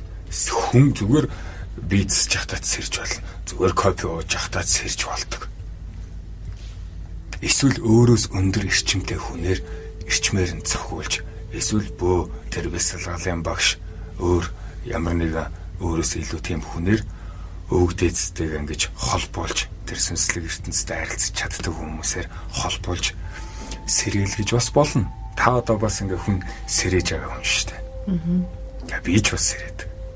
Маш хурдан сэрья гэх юм бол би бол жоохон заваачдаг. Нэг тийм техникүүд байдаг. Таны техник, миний техник гэдэг ингээд өөр техниктэй янз бүрийн хүмүүс байгаах сэрэх үйл хийж байгаа. Харин би нэг хүнийг сэрээлээ нөгөө хүнтэй тэгж хэлдэг. Заавал би таныг сэрэж өгсөн шүү. та өөрөөс гадна дахиад нэг хүнийг сэргээгээрээ тэр хүндээ заавал дахиад нэг хүнийг сэргээгээрээ гэж хэлдэг. Ингээд яг энэ сүлжээ шиг ингэж явж байгаад монголчууд бүгд сэрнэ. Йоо бүгд сэрчээсэй тийм үү? Үнэхээр хүлээдэг шүү. Энэ цаг хугацааны л асуудал. Яг монголчууд бид нар бөөндөөс ирчих юм бол за бүгд биш байлаа гэхэд нийгмийн тодорхой хувь нь сэрчгэд бол ёо Монголын энэ хөгжил дэвшлийн асуудал бол зүгээр цаг хугацааны л хэдэн жилийн л асуудал юм байна гэж боддөө шүү дээ.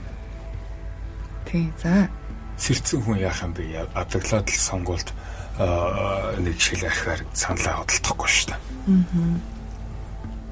Таглаад хүүхдүүдийнхээ мөнгийг хулгайлахгүй шүү дээ. Дотроос нэг юм хараад байдаг. Сэрчэнгүү сүнс хараад байдаг. Энд мөнгө хайцсан байна. Тэ энийг би авчи. Яа тийм ямар ч камер байхгүй шүү дээ. Гэхдээ дотроос нэг юм хараад байдаг. Тийм учраас би нэг эзэнт нь авчиад өгдөг юм. Зүгээр л маш энгийн сэрнэ гэдэг чинь. Тийм амар хүнд зүйл биш сүнс мөн специалгал бөөмөө хамаагүй. Харин хүмүүс яг бид нар нөгөө бата комедиан бата оролцсон дугаар дээр хүртэл ярьсан. Анх бол үнэхээр тэгтгэл юм бэлээ л яг сэрэлт эхэлчихжээ гэд. Тийм гот нөгөө Матриксийн Нео шиг болно те сум мумыг зогсоогоол ингэж үгээл хүү хаа гэж бараг л тиймэрхүү юм болно л гэж нэг юм шидийн үлгэрийн юмд итгэж цаг хугацаа бид нар ямар хүрдэ юм бэ гэдгийг сүүлд ойлгож ирсэн. Бид нар зүудний ертөнцид дотор амьдардаг. Энийг л сэрэх гэдэг. Зүудний ертөнцид дотор амьдарч байгаагаа мэдхийг л сэрэх гэж хэлээд. Яг бодтоор юмыг хар гэдэг. Сэрсэн хүн гэж альва зүйлийг бодтоор хардаг хүнийг бас хэлж болно. Яагаад тэгэхээр хүний энэ амьдрал 60 жилийн энэ амьдрал гэдэг чинь асар богинохон зүудлээд л өнгөрөх тэм цаг хугацаа байхгүй мөнх оршихуун хувьд бид нар ч мөнх хэдэн мянган жил амьдэрсэн хэдэн сая жил амьдэрсэн сүнсөө гад шүү дээ төрөл аваал гэдэг сэртлээ ёо сэрчих юм бол дахиж хүний амьдралаар харин та амьдрахгүй байх шүү хүний амьдрал дуртай туулалчин гүцээгүй бол сэрээд хэрэггүй гэж зүйлээ. Тийм шүү. Яг л нөгөө та улаан имээ сонгоцсон л бол өнгөрснөөрөө амьдрах боломжгүй. Яг хөх имээ сонгох юм бол хуучнаараа амьдраад яваа гэд Матрикс киноны хэсэг санаанд орлоо.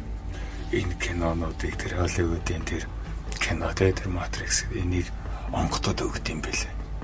Оюун санаанд. Одоо хүн төрлөختөнд энийг мэдүүлэх болсон гэдэг ч юм уу. Кино урлагаарч байт юм уу? Ном болгож буулгадаг ч байдаг ч юм уу. Орчлон ертөнц яг ингээд жамаараа хөгжөөд явж гин гэж байгаа шүү дээ. Хүн төрлөختөнч бай бидраас одоо дээд доод ухамсарын төвшөнтэй бод галуудч бай. Тэгэхээр бүтээл гэдэг зүйл нь өөрөө гарах цагтаа л гард юм байна. Бүтээл яг гарах ёстой. А тэгтээ хин хийх нь гол нь биш юм байна гэдгийг ойлгосон. Тэгэхээр л яг энэ ялангуяа надад ажиглагдаж анзаарчихсан. Одоо урлагийнхан байдаг шүү дээ гоё артистууд, дуучид, зураачид, бүжигчид одоо загвар зохион бүтээгчид гэдэг ч юм. Энэ хүмүүс маань мэдээлэл аваад сурцсан байгаа шүү дээ. Нэг өөр оршихуй ертөнцүүдээс яг таны сайн хэлдгээр одоо онгодоос чимээ аваад сурцсан. Тэгэхээр тэрийг нэг бүтээл болгож гаргаад амьлуулж чадаад идэг болохоор тэр хүмүүст маш их юм бүтээлүүд тэр хүмүүсээр дамжиж бийждэг юм уу гэж сая бодогдлоо. Маш олон төрлийн хөглөө онгодод байдаг. Зураач хүн хүртэл онгодоо хүлээгээл суучдаг хэвээр. Онгод орж ирэхгүй байна гэдэг уран бүтээл нь гардаггүй артистууд дуучид те. Яруу найрагчид. Үнэхээр энэ онгод гэдэг зүйл байдаг. Би нэг өөрийн биеэрээ бүр ингээд боталсан. Гэтэ хинт ч толохгүй. За тэгээд бас нэг юм сонирхолтой юм надад болсон. Би болохоор яг онгодууд буюу бидний тэр дээд ухамсарууд өгд эцсүүдийн зөвхөн одоо Монголтойгоо харьцаал байж идэг гэж бодоод исэн чинь миний одоо нэг өгд эцс маань тэр маш өндөр ухамсарын төвшөнд хүрснийхаа үр дүнгээр үр шимээр хин дээр ч очиж одоо тэгж чимээ өгөхтэй мэдээ өгөх ч юм уу нөлөөлөх ч юм уу боломжтой болсон гэдээ ярьж ирсэн. Тэгээ эндээс би нэг жоохон зүйл ойлгоод энд нэг юм яваад байна да гэд ухваа. Тэгсэн чинь ерөөсөө энэ хүн төрлөختний шүтдэг бурхтууд энэ төр чинь бүгд нэг юм байна. За буддын шашин дээр жишээлбэл Шамблын орны 33 хаад гэж ярьдэн штэ. За тэгсэн чинь энийг манай бөөм мөргөл дээр болохоор номтын ногоон 33 тэнгэр билүү тэгдэж штэ. Номтын 33 Баатар тэнгэр, Тий. ногоон номт 33 тэнгэр гэх янз бүр ярьдаг те. Тий. Тэгсэн чинь дахиад нэг өөр улсын нэг юм шашин дээр бас 33 сахиус тэнгэр гэдэг нэг юм зүйл гараад ирж байгаа байхгүй юу. Тэг яг энийг ингээл ухаал яваадсэн чинь бидний ингээд хуваацсан байгаа зүйлс маань ерөөсөө нэг зүйл юм биш үү. Тий. Өөр өөрсдийнхөө л улс үндэстэн болгон л өөр өөрсдийнхөө л нэрлээд байгаа хэвээр. Гэхдээ таарад байгаа нэг сонирн байна. Бурхан гэж нэрлэнэ, онгод гэж нэрлэнэ хамаагүй. Зүгээр нөгөө ус тий усыг чинь монголоор ус, англиар water тэгээд одоо орсоор юу гэдэг лээ water энэ төр гэдэг шиг нэг зүйлийг л айгу олон талаас нь тайлбарлсан юм шиг. Лайв явж исэн бол бүр гоё юм тий хэдүүлээ. Нэг гэрэлтэй нартай өдөр гэдэг шиг тий яг энэ төгсөө зайрантайгаа ингэж гоё лайваар уулзалт хийх боломж гарах бах гэж найдаж байна. Тэг манайхан тэр үед гоё сонирхолтой асуултуудаа бүгднийг асууж болно шүү. Энэ Монгол хүний мөн чанараа яг юу юм бэ гэж судалсан бас. Тэгэд миний хувьд ч хүн болгон дээр л энэ сэрхүй сэрэлт гэдэг үйл явц нь өөр байгаа шүү дээ. Онцгой дахин давтагдчихгүй. Миний хувьд болохоор сэрэлт яагаад явагдсан хамгийн том шалтгаан нь би нөгөө өөрийн мөн чанараа хайгаа яваадсан юм байна. Буюу Монгол хүн гэж яг хэн бэ гэдгээ хайгаа яваадсан. Тэндээсээ холдчихсон байсан учраас. За тэгээд үг дэцүүдийн ачаар монголчууд маань өнөө энэ цаг үед амьдарч байгаа бидний хувьд нэг юм алдагдсан боловсрлууд их байна гэж ойлгосон юм.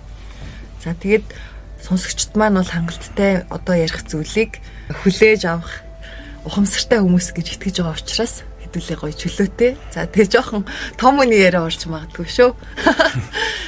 Ингэж хэлж ирсэн юм аа.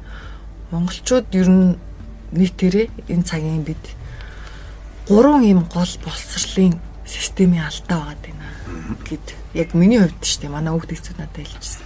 За хамгийн нэгдүгээрт нь гэдгсэн чинь энэ цагийн хэлээр бэлгийн боловсрол. Монголчууд ямар гайхамшигтай авгаа бэлгийн боловсролтой ард түмэн байгаад түүнээсээ ингэтлээ холдоод доройтчихсан юм бэ гэдгийг ойлгож байгаа. Ерөөсөө над дээр ингээл тусламж хүсэл маш олон хүмүүс ирэхээр ихэнх нь гэр бүлийн асуудалтай байдаг. Тэгэл гэр бүлийн асуудлыг нь лавшруулаад ярилцаад ингээд ухаад явхаар ерөөсөө л одоо бэлгийн харилцааны нэр асуудалтай. Тэг ерөөсөө энэ гэр бүл энэ цаг үед гэр бүл салалт энэ цаг үед ийм их байгаагийн шалтгаан чинь секс байсан юм шүү гэж яг үндэ бодсон бэлгийн харилцаа. Би жишээлбэл жоохон бахтай ингэдэг байлаа л та. Кинон дээр ч юм уу рекламн дээр хүмүүс үнсэлцэж байгаа гэх мэт юм. Зураг гарангуут шууд те. За 0 орё. За аягаа гоё доо гэдэг өөр л ороос явцдаг. Тэнгот энэ угаасаа байх ёстой зүйлийг гэрийнх маань одоо надад тэцээш нөгөө тайлбарлаж өгөөгүй. Үнэхээр бид нар өөрсдөө л энэ бэлгийн боловсрол гэдэг зүйлийг олж авсан байгаа даа. Тэгвэл миний өвөг дээдсүүдийн амьдарч ирсэн цаг үед бол энэ хүүхдэд олгодог хамгийн том боловсролын нэг бол бэлгийн боловсрол. Одоо эмэгтэй хүүхдэд жишээлбэл сарын тэмдэг нь ирснээс хойш гэдэг ч юм уу. Тэр нарийн бэлгийн харилцааг хэрхэн үлдэх вэ гэх мэт ингээд хичээлүүдийг те охин хүүхдтэй ээж нь эрэгтэй хүүхдтэй аав нь ороод явдаг байсан юм байна гэдэг. 12 дугаар зууны үед одоо би яг өөрийнхөө онготынхаа толгой онготынхаа буудаг үе ярианаас нь хийх гэдэг юм л та. Монголчууд тэр ибэхэ гэдэг мэрэгшил байна. Тэр ибэхэ нэр хаттууд айл болгоомоор явж бэлгийн боловсролыг олгодог байсан. Хаттуудад их хвчлээ олгодог байсан гэж ярьдэн шүү дээ. Өрх айл болгоомоор нарч 13 нас хүрсэн бол заавал бэлгийн боловсролыг эзэмшсэн байдаг гэдэг ч юм. 13 хүрэхээр нь бүр илүү дэлгэрэнгүй заадаг байсан гэдэг ч юм. Өндгөөс нь боловсрсан үед эрэгтэй хүнийг бол нөгөө цагаан тусал буюу өөрийн шингэн боловсрцсан үед энэ бэлгийн боловсролыг наривчлалтаа заадаг байсан л гэдэг шүү дээ. Яг нь буруу хоёул гэдэг зүйл байдаг. Буруу секс гэдэг зүйл байдаг. Энэ болохоор суурин соёл иргэншилтэй ардуудад хамгийн ихээр байдаг. Хүүхэн хүчндэх одоо банддах гэдэг. Бид нар суурин соёл иргэншиллөө орж эхэлснээс хойш бүр энэ ёс алдагдсан. Тэгээд нөгөө ламаизм тэ шарын шашин орж ирээд лам хүн хүнтэй сууж болохгүй гэдэг ч юм. Иймэрхүү зүйлсээс болоод Монгол тэр бэлгийн боловсрал алдагдцсан. Одоо энийг засах гад одоо нэг хоёлын судар гэдэг нэг ном бичсэн байгаад хэвлээгүй л байгаад байна. Йоо зүгээр сонссон чи тэр номыг бүр гаргаснаа өмнө бараг захиалга хөгмөр санагдчих. Нэг орчилсан захиалга авах уу та гэдэг. За хоёул гэж юм. Тэгээ ийм байна л та. Би болохоор өөрөө Хөх нуруут подкастын фэн гэдгийг та бүхэндээ хэлсэн шүү дээ манайхаа. Тэгэд үнэхээр бол чин сэтгэлээсээ намайг айгүйх надаас сурсагчсан байна асуудаг. Багшаа та ямар ном уншдаг вэ? Ямар подкаст сонсдог вэ? Хаанаас мэдээлэл авдаг вэ гэдэг айгүйх асуудаг л та. Тэгвэл би одоо ингэ нийтэд нь л хэлчмээр юм. За Хөх нуруут подкаст бол багшийнх нь миний хамгийн их мэдээллүүдийг авдаг бараг ийм онлайн багш минь.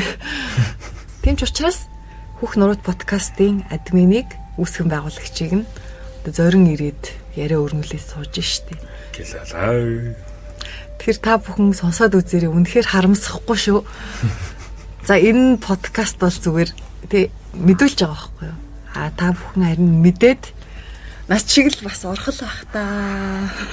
Бүх хүн секс ярьж болж байгаа юм уу гэж баг ярих байх. Бүх хүн л ярина. Ер нь болол. Яагаад тэгэхээр бөө мөргөл гэдэг чинь шашин гэж үзэх юм бол сексийн шашинч гэж хэлж болно. Вау.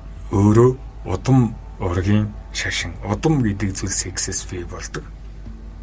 Тэгэхээр хоёулын тухай заавал ярихаас өөр аргагүй. Тэнгэр үзэлд өөрөө 5 50 99 тэнгэр гэл байдаг гэдэг шүү дээ. Тарих буюу одоо хүнийг 5 махбодоор үзэх юм бол тарих буюу тэнгэр төв гэж байна. Энд 99 тэнгэр байдгаа гэж үздэг. Энэ 99 тэнгэрт өөрөө үрийн тэнгэр, өнчин тэнгэр, хоёлын тэнгэр буюу шунхан улаан тэнгэр, сексийн тэнгэр гэж хүртэл байдаг. Сахиусан тэнгэрүүд буюу онгодууд гэж байдаг. Би тийм онгод нэг онгод залдаг. Тэр би хоёлын тухай маш их ярьдаг. Тэгэхээр яг тэгээд байна шүү дээ. Бид нар нэгнийгаа юу ч ярьсан айгуу тийм шүүмжлэх буруутах өнгө айс нийтэд маань ялтчгүй байдаг тийм үү манайхаа. Энэ бэлгийн харилцаа секс гэдгийг одоо ярьж болохгүй гэж үгүйсгэл хэрэг тань дээр гарч ирж байгаа бол үнийг сонсоод мэдээж гайхна.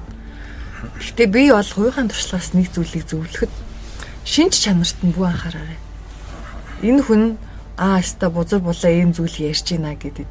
Гэхдээ хүн гэдгийг бол маш ингэж ариун оршихуй. Хүний төрөлт төрхөн хүртэл өөрөө нөгөө зүүнний үзүүн дээр тогтох будаатай адил ховор хэцүү гэд байдаг. Тэгвэл ийм ховор хөв зайг төрүүлж байгаа үйл нь яхаараа бузар болчиход байгаа юм бэ? Буруу хоёул гэдэг зүйл байдаг. За монголчууд 13 жил орлоо гэж ярьдаг. Энэ 13 нас хүртэл их шүүрлийн давлгаа буюу одоо нөгөө бэлгийн боожилт те маш олон шүүрэл давраад ялгарч одоо нөгөө бэлгийн боожилт нь яваад хүүхэд хийх чадамжтай болдог 13 настай та. Хэрэгтэй хүн. Эмэгтэйчүүд бүр эртж явагддаг тохиолдол байдаг те. Энэ их шүүрлийн давлгаан дээр энэ сексийн тухай, хоёлын тухай боловсралгүй байснараа буруу хоёул маш их хийдэг. Энэ хөдөө орон нутагт байдаг хот суурин иргэншилтэй газарт бүрч их баг. Хөдөө мөдөө гэхэд одоо нөгөө ямаа мамаг очиод нухацсан тий хоёлцсан. Амтантай секс хийсэн. Гэт ийм хүмүүс над дээр засвал гэж ирдэг бүр. Тэгээд яасан бэ гэд ингээд би юм буруу хоёлтай би юм гомо лесби эсвэл хүүхэд хүчинтэй ингэдэг тэгдэг гэд ингээд ийм бүр эрүүгийн хэрэгтэй хүмүүс хүртэл ирдэг. Энийг би одоо цагтаа хэлээд чи яах вэ? Энд чи батлах аргагүй учраас энийг тэртээ дөрвөөр ирлэг твэн шүүн биз. Гэхдээ би засах гэж хичээдэг. Нэг тэгээд үүслийн яг юунаас болсон юм бэ? Та ийм буруу хоёлтай болцсон байна. Гэт үүслээс нь үзэнгүүд яг тэр ихнээсээ хамгийн анхны тэр онгоноо зандангаа буруу тайлснаас болоод байдаг. Тэгээ моготой хоёлж ингээ явж байгаа хүмүүст л би таарсан. Би хятадаас ингээд анаконда могоо захиалж байгаа. Могоо одоо унтж үзмээр байна гэд юм хүн биш үү? Наач чихэм нөгөө баг бидний хэлдгэр гаж дон энэ явж байгаа юм. Тэгээ энэ гаж дон гэдэг зүйл чи өөрөө хамгийн анхны тэр зандангаа болон одоо онгоноо буруу тайлснаас болоод байгаа юм. Буруу тайлах нь өөрөө бэлгийн боловсролыг хөөхт байхдаа аваагүйгээс болоод байна. Энэ эрүүл мэндийн хичээл дээр юм заадаггүй зү. Тийм, заадаггүй. буруу хоёул гэдэг зүйл байдаг. Энийг заавал засах ёстой. Би бас хүүхэд байхдаа нэг вебсайтнаас ч илүү мэдээлэл уншиж ирсэн юм аа. Тэгээ эмэгтэй хүн одоо анх ямар эрэгтэй хүнтэй унтснаас тэр хүний хувь заяа маш их хамааралтай байдаг гэдэг. Тэгээ би яг тухайн үедээ уншичаад юу гэж бодсон бэ гэвэл мухар сүсэг байна дөө. Ийм гэж юу ах вэ гэд бодоод өнгөрөөцсөн. А тэгсэн чи одоо яг энэ өвөг дэцтэй холбогдсон хүний нүдээр ухаанаар ингээд харахаар ямар чухал юм бэ гэдгийг нь одоо ойлгож байгаа байхгүй юу? Яг таны хэлдгээр надад тэр босрлыг өгөх хүн байгаагүй учраас одоо л өстой тийм юмыг ойлгож мэдэж авч ийн та гэдэг. Би тань түрүү ярьсан шүү дээ. Хүн 3 зүйлээс бүрддэг юм аа. Ихийн улаан тусал, эцгийн цагаан тусал, сүнсний алтан тусал гэдэг ингээд 3 зүйлээс хүн бүрдээд байна. Тэгээ эрэгтэй хүний өрийн шингэн, эмэгтэй хүний өндгөөс сүнсний алтан тусал 3-аас хүн бүрдээд байна. Энэ 3 чанарнаас бүрдээд байна.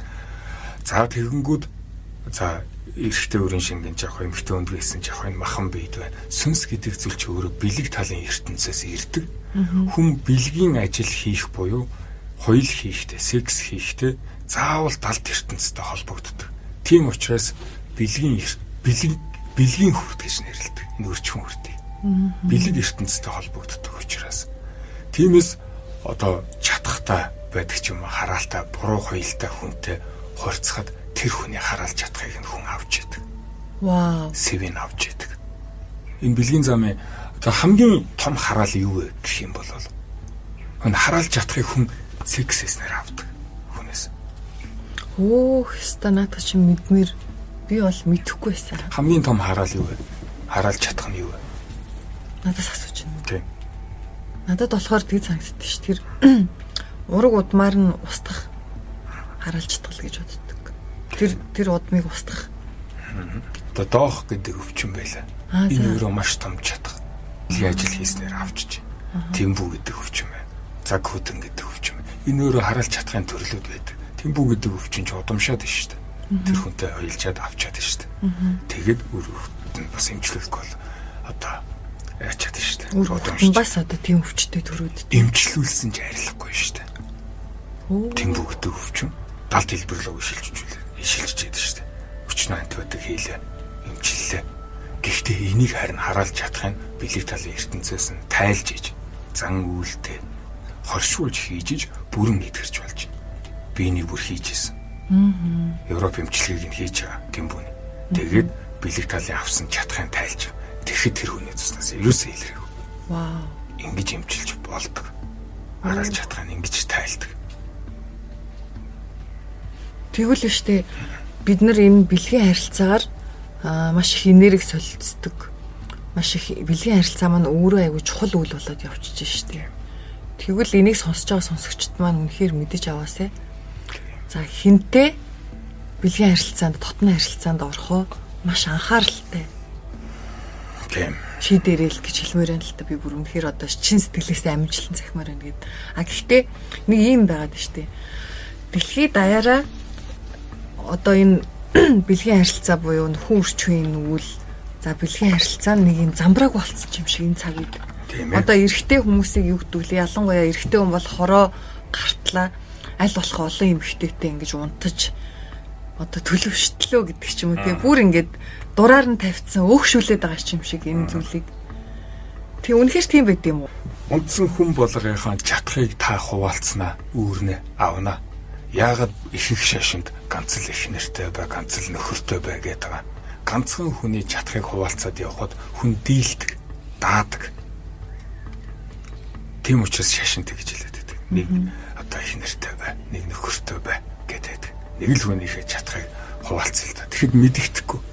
Олон болоод энэ гарын 13-наас олон болоод их юм бол энэ бүр дийлдэг байлдаг. Маш хэцүү болдог. Сая бас та ихэнд ярьлаа л та. Анхныхаа энэ хууль буюу бэлгийн харилцаагаа яаж үйлдэлснээс том нөлөө бидэрт үзүүлээд байна гэж байна шүү дээ. Тэгвэл за буруу гэдгийг та биднэрт бүр тодруулж өгөх боломжтой юу энэ нэр? Зандангаа болон одоо онгоноо буруу тайлгаараа насан туршдаарч сексэс таашаал авахгүй болж болдог. Ийм засал хийлгэж хүмүүс ч байдаг надад. Эсвэл буруу хуйлдсанараа би одоо ингээд хоёлаа барьж дийлдэггүй гэдэг эмэгтэйтэй уулзч байсан. Баянга мөнхийн би секс хүсдэг. Нөхөр нь ингээд манай ихнэрийг засаад өгөөч. Би ихнэртэй амар хайрдаг. Гэхдээ хаамаагүй донтчихдээ манай гин. Гэт иржсэн тохиолдол байдаг. Тэрийг засаж болдог. Одоо нэг гормон дэв дон гэдэг зүйл. Энэ эрчим энергийн л асуудал түүнээс биш ингээд нэг фэйсбુક мөг дээр яваад байдаг нэг юм амар амтан байдаг юм гэдэг тийм юм биш ээ. Өөр эрчим энергийн л юм явж байгаа. Бүх юм энерги гэдэг байгаа шүү дээ. Тэгэлж. Биднэрт маш чухал хэрэгтэй мэдээллийг та өглөө.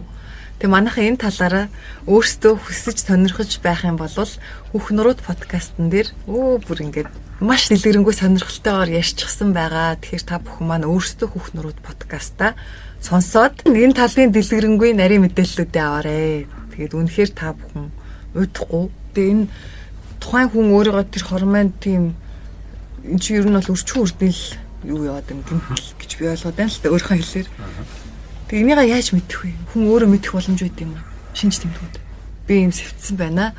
Бэлгийн үлээр дамжуулж би хин нэгний үлийн үр чадхыг хуваалцсан байна гэдгийг яаж мэдэх вэ? Наривчлалт одоо мазокинч байдаг ч юм уу бэлгийн замын шинжилгээ өг гэж хэлнэ. Биохимийн шинжилгээ цусны дэлгэрэнгүй өг гэж хэлнэ. Ямар нэгэн вирус байна. Энэ өөрөө чадах. Бэлэг талын чадах нь ингэж гарч ирдэг. Арга талтайгаа ингэж уусч орж ирдэг. Тэгэхээр бэлэг тал дээр бидний энэ хүртийн ч юм уу гэмтэл. За энергийн гачууд л өөрөө арга тал дээр өвчин болж илрээд байна тийм үү? Тэгдэг. Бэлэгтэй дүүрч байж арга тал буудаг. Бэлэг талд чатгалагдлаа арга тал дээр өвчин болж ирдэг.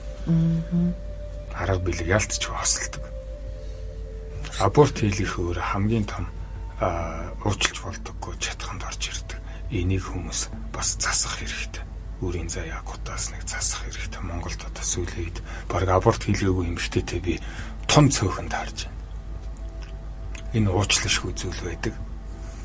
Тийм учраас өөрийгөө уучлаад урагшлахаас өөр арга байхгүй. Дутуу хүүхдийн заяагаа дүүргээрээ. Нэг хүүхд абортлуулсан бол нэг хүүхдийг хүний дайтай хүн болгоод өсгөж өргөө тавчих эсвэл дахиад нөхөд төрүүлчих. Энд чинь угаас уучлашгүй зүйл та үхээд ялаа хүлээн гэхдээ түүнийг давахын тулд буйнаа илүү үлдээрэй. Амийг тэтгэх ёстой хүмүүс амьд тасалж болохгүй. Монголчууд бидний хэлж байна уу та? Тийм. Сүүлийн аборт гэдэг зүйл аимшигтэй шүү. Энэ дээр эмэгтэйчүүдийн эмчнэр ч гэсэн анхаараарай. Аборт хийдэг эмчнэр яг гартаж үлддэг эмчнэр илүү их чадхыг авч яадаг. Шууд амийг тасалж байгаа учраас. Аборт хийлгэж байгаа эмэгтэй тэр нөхөр хоёулаа ял өөрнэ. Яг гардан үлдэж байгаа тэр аборт хийж байгаа эмч өөрөө бэлэг талын маш том чадхаа авдаг. Тэр хүмүүсийн сүнс хэцүү шүү. Энийг сонсоод мэдсэн эмэгтэйчүүдийн эмч байвал хүрээ дээрээ би засаад өгье өн төлбөргүй. Аргалаад өгье төрхөн зуртаа. Яаж засах аргыг заагаад өгье. Ингэж туслая та. Оо ямар том тус вэ өөх. Би бүр өмнөөс нь баярлаа гэж хэлмээр санагдаж байна. Буян хийхэд яг ингээл оноо тавигддаг. За би юм. За өнөөдөр нэг хүн хаалцсан шүү. Нэг хүүхдэд ингээд тусалсан шүү. Ингэсэн шүү ингээл. Тэд оноо 3 оноо 4 оноо 10 оноо гэдэг ч юм. Нүгэл болгон ч бас юм оноонод байж байдаг. Бүрийн заяа гутаасан бол хасах 1000 оноо гэдэг ч юм. Амар. Сонирхолтой. Би яг тэгсэн шүү дээ. Таны подкастны нэг дугаар дээрээс сонсоод үхсний дараа ер нь юу болдог вэ гэдэг үйл явцыг онгод ярьсан байсан л та. Тэг тэндээс авсан миний ухаарлал гэвэл хүн ерөөсөө үхснийхаа дараа өөрийн дотоод эрчмээр болон өөрт нь ирсэн гадны эрчим буюу дотоод гадаад эрчим энергийн мэдээллүүдээр шүүгдээд гэх юм уу. Нүгэл гэдэг ойлголт монголчуудын хувьд юу юм бэ? Амийг таслах. Бусдын заяаг гутаах. Буян. Бусдын заяаг тэтгэх. Амийг тэтгэх. Буян гэдэг нь үү? Тийм. Бусдын өмнөөс амьдрах биш ээ. Буян гэдэг. Бусдын өмнөөс зовлонгийн үүлийн үрийг үүрэх биш ээ. Чадлаараа туслах нь буян. Бусдын заяаг тэтгэх нь дээдийн дээд буян. бусдын заяаг гутаах нь хамгийн том нүгэл.